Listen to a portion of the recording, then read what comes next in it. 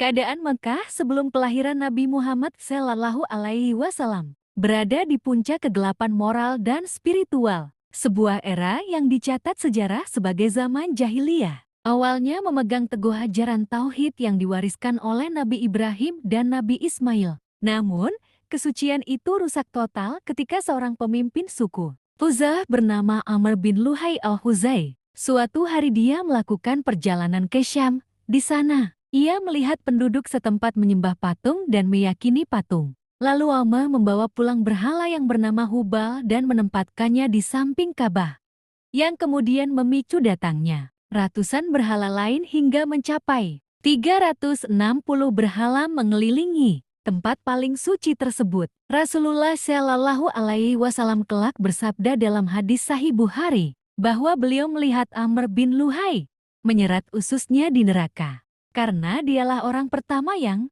merusak agama Nabi Ibrahim. Perang antar suku dapat pecah hanya karena masalah sepele dan berlangsung berpuluh-puluh tahun. Hak-hak manusia diinjak-injak, terutama bagi wanita dan anak-anak. Anak perempuan dianggap sebagai sumber kehinaan dan beban ekonomi. Tradisi wat mengubur bayi perempuan hidup-hidup menjadi praktik kejam yang lazim dilakukan oleh sebagian suku.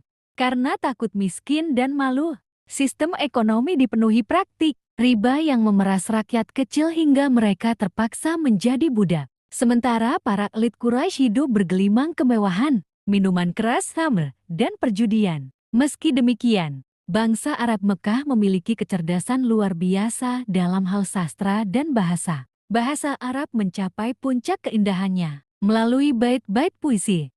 Diperlombakan di pasar ukas, puisi terbaik akan ditulis dengan tinta emas dan digantung di dinding Ka'bah al-Mu'allaqat. Mereka juga memiliki sifat satria, kejujuran yang dijunjung tinggi, serta kedermawanan ekstrem dalam menjamu tamu, yang kelak disempurnakan oleh Islam. Puncak dari keadaan Mekah sebelum kelahiran Nabi ditandai dengan peristiwa besar. Tahun Gajah Amul Fil, Gubernur Yaman dari Kerajaan Aksum, Abraha al-Ashram, membangun gereja megah bernama Al-Qulais di Sana'a untuk menyaingi Ka'bah. Karena niatnya tidak berhasil, Abraha memimpin pasukan gajah raksasa untuk meruntuhkan Ka'bah. Saat pasukan itu tiba di perbatasan Mekah, mereka merampas 200 ekor unta milik kakek Nabi, Abdul Muthalib. Ketika Abdul Muthalib menemui Abraha hanya untuk meminta untanya kembali, Abraha heran. Abdul Muthalib menegaskan bahwa ia adalah pemilik unta, sedangkan Ka'bah memiliki pemiliknya sendiri yang akan melindunginya. Allah kemudian menghancurkan